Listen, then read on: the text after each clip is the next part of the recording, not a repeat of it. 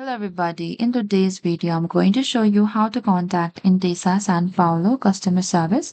First you open any of the web browser. In the top there's this address bar, type down Intesa Sanpaolo and enter it. And from here go to this Banca Intesa Sanpaolo. And once you reach inside this homepage, what you need to do is scroll all the way to the bottom here. And from the support you can also find any of this icon. For as I'm going to select this frequently asked question here. And over here, if you have any question with account, investment, or cards, you can simply open it. And after that, you'll get instruction over here.